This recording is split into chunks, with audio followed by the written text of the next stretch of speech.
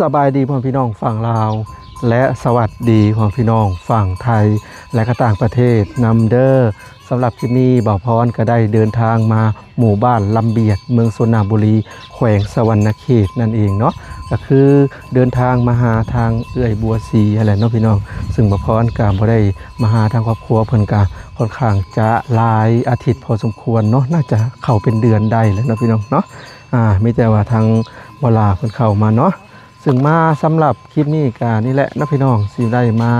อัปเดตเรือนซานทางเอื้อยบัวสีนะพี่น้องซึ่งบ่าวพรก็ได้เห็นแต่ทางช่องบ่ลาเพิ่นรู้สึกว่าเทพื้นแล้วก็รู้สึกว่าอีหยังก็ก่อแอวก็อีหยังจักอย่างนี่แหละเนาะซึ่งมาสำหรับมื้อนี้ก็นี่แหละทางเห็นทางสร้างไม้เพิ่นมาส่งไม้แป้นว่าซั่นซะหรือว่าเพิ่นสิแอมทางเทิงบ่หรือจังใดอันนี้ก็บ่แน่ใจเนาะสิเข้าไปสอบถามเพิ่นเนาะพี่น้องซึ่งมาในมื้อนี้ก็ถือว่าบรรยากาศครึ้มฟ้าครึ้มฝนนะพี่น้องอากาศร้อนแฮงเบิ่งแน่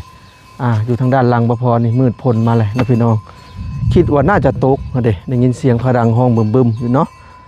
ร้อนแฮงอะดินะพี่น้องถ้าร้อนแบบนี้อีกบ่กี่อาทิตย์ข้างหน้าก็น่าจะเฮ็ดออกเนาะซึ่งเฮ็ดออกนี่ก็เป็นฤดูเฮ็ดนี่ก็ถือว่าโอเคได้ซึ่งบ่พอได้มักได้พี่น้องเฮ็ดบ่ว่าจะเป็นเห็ดอีหยังก็ตามแต่มักเนาะแซ่บกินเห็ดเนาะคือช่วงยามนาบางช่วงปีที่แล้วนะบ่พรมาอยู่เขตที่นี่ก็ป้าโตสำสิกินเนาะพี่น้องเห็ดป่งเห็ดไข่เห็ดดินเห็ดหญ้าสารพัดเห็ดเนาะซึ่งบ่พรเป็นคนมักเห็ดเนาะ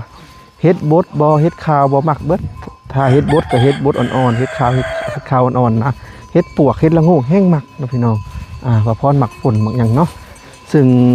ปีนี้ก็ยังบ่ทันได้กินนะพี่น้องอยากอยู่เฮ็ดเนาะอยากอยู่นี่เด้เนาะเรือนชานทางเอื้อยบัวสีบ่พรได้เห็นแต่เพิ่นก่อรู้สึกว่าก่อแอวนี่แหละเนาะหรือจังใดนี่แหละเอาพี่น้องเอ้ยเดี๋ยวบ่พรสลับกล้องไปกล้องหลังกันก่อนเนาะซึ่งบ่พรก็ได้เห็นทางช่องบ่ล่านี่เด้นะพี่น้องเพิ่นปิดไว้อยู่เนาะเดี๋ยวเข้าพาไปเบิ่งข้างในก่อน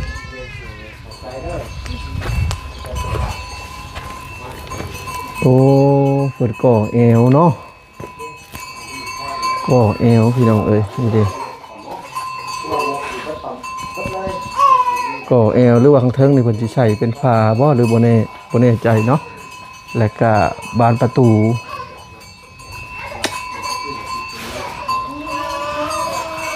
เพิ่นก็สิใช้โป่งเอี่ยมจบดีได้ลาดพื้นแล้ว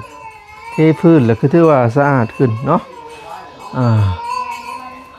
มาบัดนี้เพิ่นมีไฟฟ้าได้พี่น้องเอ้ยทางเอื้อยบัวสีเพิ่นแต่บ่ฮู้ว่าไฟฟ้านี่ไฟฟ้าต่อเฮือนจากคนอื่นบ่หรือว่าต่อส่วนตัวเนาะ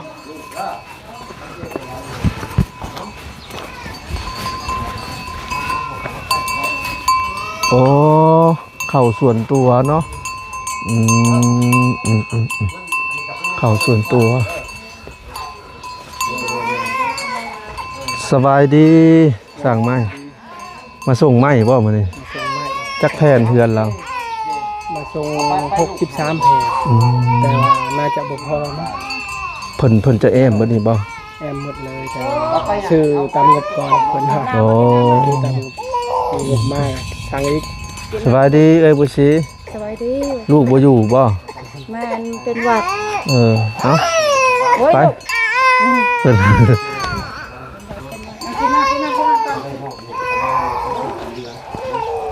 แป้นฟ้าเนาะ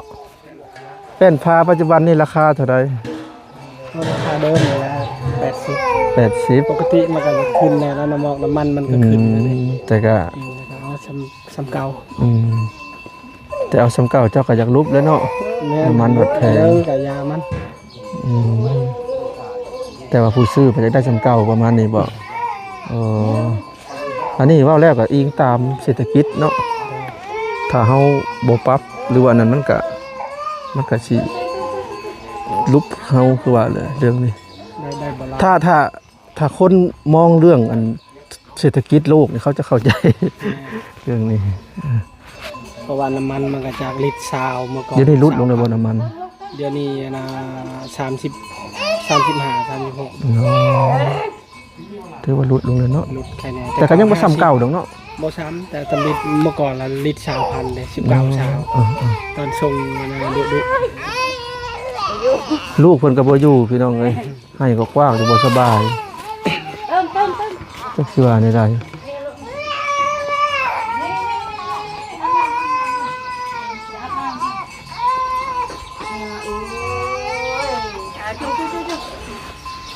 สบายดีบ่ล่ะ สวัสดีเดี๋ยวพร เป็นในใดไฟเพิ่นเข้าตะหึงแล้วบ่ ฮะ ไฟฟ้าเพิ่นน่ะ ถ้าไว้ผ้าในเข่ามุงเดือนป้ายเลยได้ แม่นบ่ เอามาพรก็บ่ได้คอยมามาอัปเดตเนาะคน เข้าเท่าใดราคาอยู่ตั้งพี่เนาะ ทั้งพี่กะประมาณ7ล้าน อ้าวคือแตกต่างกันเนาะโอ้หรือว่าชายใกล้บ่ ใช่มันถือเด้เนาะแตกต่างกันหลาย ปัจจุบันคือหรือว่ามันไกลบ่หรือว่าจังใดหรือว่าอันนี้แบบมีชื่อของเพิ่นแล้วบ่ แม่นสิ เอาเลย แต่คล้ายๆว่า ถูกเนาะ มันแต่ละเขตมันก็แตกต่างกันไปเนาะบางสร้างเขาก็เว้าเอาสินะเนาะ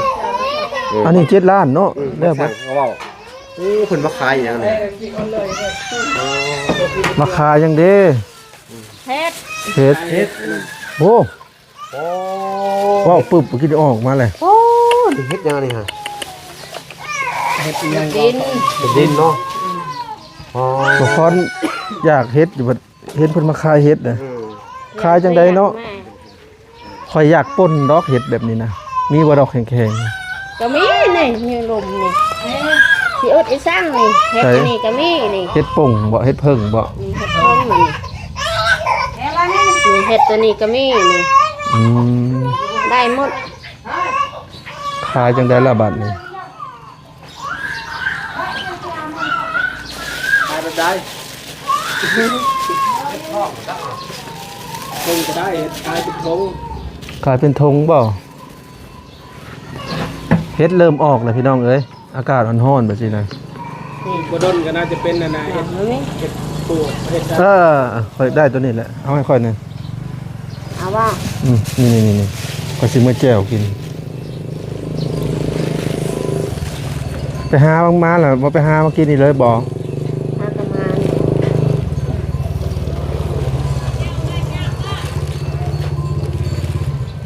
เอากลับมานี่ก็มาขายเลยเนาะ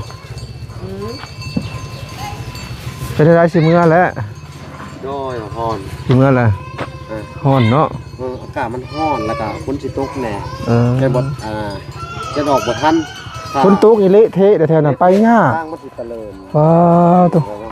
ช่วง4 ปีขึ้นลังบ่พรบ่ฮู้บ่พรครับรถมาอย่างอันน่ะพระราชนั่นซองลบล่มลงกี่ตมนะมาตามหาคนในหมู่บ้านลำเบียดนี่4 ปีก่อนนะ แม่นเนาะ บ่ลื่นเส้นทางบ่ลื่นมันลื่น แม่นอยู่พร นั่นยากพี่น้อง โอ้พุดพักเฮ็ดถึงงามพักเฮ็ดถึงงามขึ้นมาเกี่ยวกันเนาะ บ่ซื้อบ่ล่ะจะบ่มักเฮ็ดบ่ อันนี้พอดีให้จะชื่อก่อนมักอยู่ มักแจ่วเขาน่ะ เจ๊คนเนาะ เออ คนกินแซ่บอยู่มักตัวมันจุ้มหั่นอันนี้มันอยากเผาหลายเลยมันเปื่อยมีนอนเลยเฮ็ด ไปนอนเสือรู้เฮ็ดก็กำลังออก นะกำลังออกวะ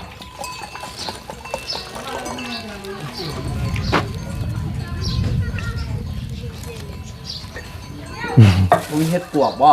บ่บ่มีมีแต่ นี่ทำนี่พอดีงามนี่ขายถุงได้เนี่ยฮะ ช่องละ30 ถุงละ30สักโลถุงหนึ่ง บ่ฮอดโลดอกคิดว่าเนาะ ก็เปรี้ยวหน่อยเรียกเปรี้ยวมาขนมก็บ้านแถวหน่อย เบิ่นมีบ่มี มีเดิมอยู่ก็พอ เดี๋ยวนั้นสะอุ้ยชนิดมาลายชนิดเห็ดนี่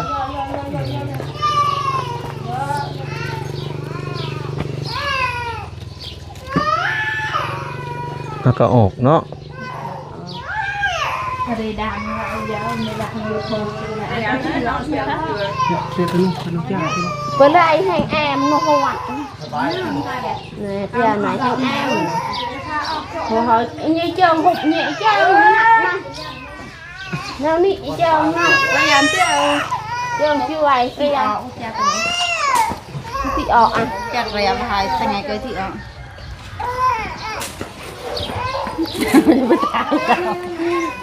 ฝนสิตกเลยพี่น้องเอ้ยบ่พรก็สิพยายามออกจากนี่วิทย์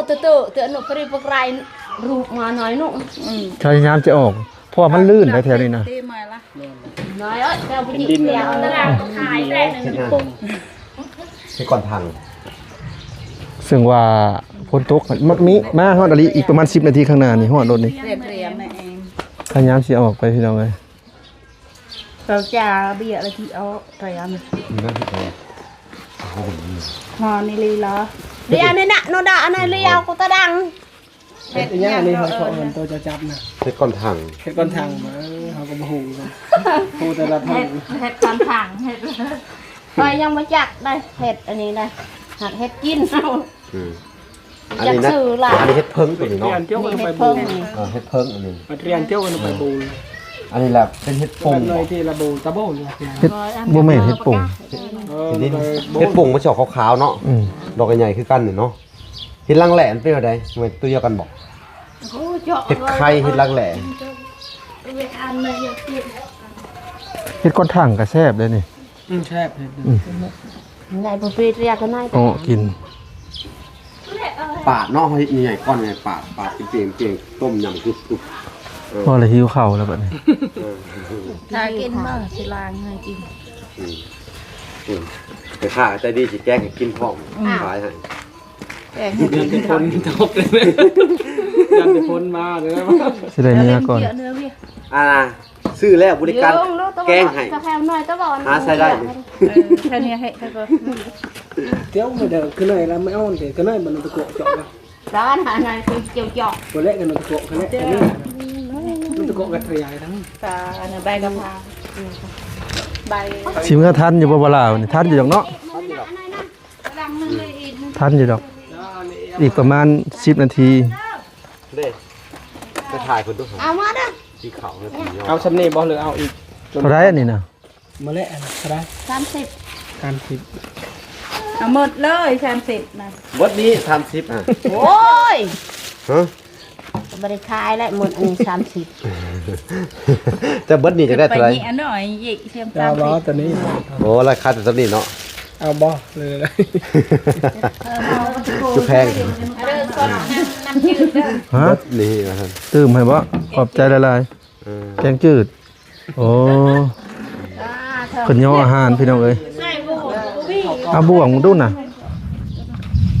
หิวข้าวพอดี เฮ็ดเพิ่งนี่ เลยจะดังเรียก เดี๋ยวจ่ายเงินเพิ่นก่อนพี่น้องเอ้ยป้อเฮ็ดเพิ่งเนาะ แถมนี่แหละเอาตัวนี้เหนียวกล้องหน่อยเฮ้ย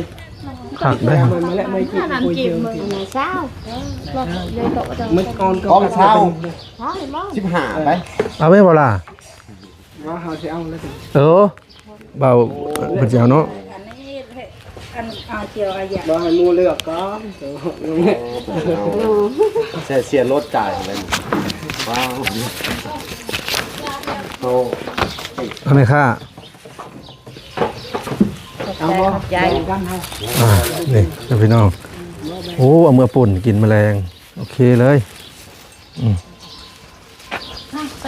ฝนก็สิมาพอดีเลยอยากจมเฮ็ด จริงๆตอนมาพรเปิดคลิปนะว่าอยากเฮ็ด พอประมาณผ่านไป10นาทีก็เลยเฮ็ดมาพอดี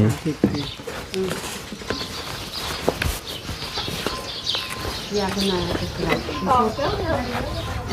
เอาบ่ให้ไงเอาแบ่งกัน บอกเลยเอารถ ขอบใจเด้อลองซีนก่อนพี่น้องเอ้ย เรียนให้ มาพี่น้อง เบ่งเนาะ กินน้ำกัน บอกให้ชื่อคุณตาม เขาเอิ้นว่าซุกี้บ่มาล่ะฮะ โอ้นี่เวทแล้วนี่เป็น1ก่อนดอก เอาการ ไม่ คิด คายหมด การคิด โอ้ไปขายเนาะมียังหมดทุกคนนะ มา อ๋อมากินกันเด้อพี่น้องเพิ่นเฮ็ดหยังให้กินนี่พี่น้องเอ้ย ซุกี้ ซุกี้เนาะ มากระลน อัน เลย มาวันรถมา เอาเลย ท้องท้องป้าท้องเพื่อจะได้ออกไปบ่าย2บ่าย3 จ้าแม่เสื้อน่ะสภาพ เท่าไรทงอ่ะ ได้อันไรออกบ่เดิม เช้าบ่ แซ่บอยู่แล้วนี่ 30 ก็พาเอาผักหวานโพลิเพชรไปหา อืม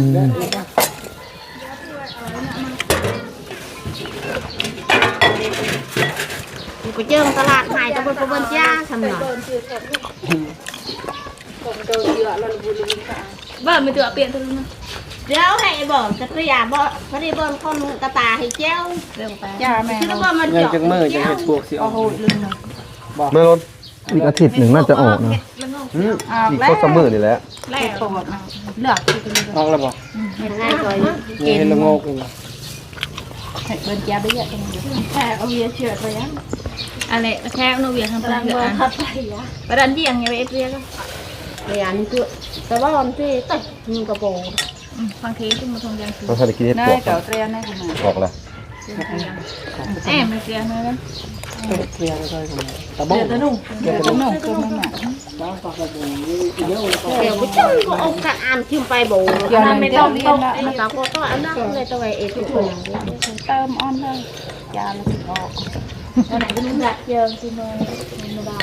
แห้งเลย จีไอ้ชอบ อากินข้าวกันนะ แล้วก็อีกคน จะยังต้มบดเลยปลาแล้วมาเลยยังตาเยอะที่เตียวไหมก็ปอกก็ เดี๋ยวตัวเองจะต้อง จัดเลย อยากกินหมูกระทะดีเนาะ วันละวัน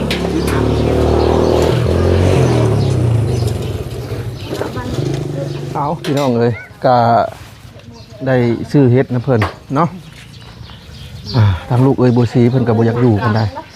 สบายดี อยู่โลกเลย เพิ่นเป็นได้อันน่ะ มันเป็นอะไรมันให้มันเป็นแบบ เป็นวัดได้จักมื้อแล้ว 2 มือ หืม 2 มือแล้ว 2มื้อแล้ว นอนกินเนาะ กินยงกินยาแล้ว แมน วันเจ้ากี่เอามาแดงเคยยานะ ใช้ลูกเต้าเพิ่นได้เบิดแล้ว เผื่อเลยยา ลูกเตาไปหาเก็บผักหวานกันอยู่บ้านกระลืมพุ่น ลืมบางแค่ผู้ แม่น ไอได้จังนี้นะ ไกล หรือว่ามีทางลัดบ่ บ่เราไปกับเอ้ยน้อง โอ้ เราพาไปเอ้ยน้องพาไปผักหวานลาย ผั ทั้ ก ง หวา คน น ผักหวานช่วงนี้ก็เริ่มลายแล้วเนาะ ลายเดี๋ยวนี้ เพราะว่าช่วงยามแรกข้อแทบจะบ่มีเนาะพี่น้องแต่อันนี้ลาย แม่น เอ้าผลก็ไล่เลยนะพี่น้องมาพร้อมกับพยายามข้าวที่จะออกนะไปบ่บลา ไป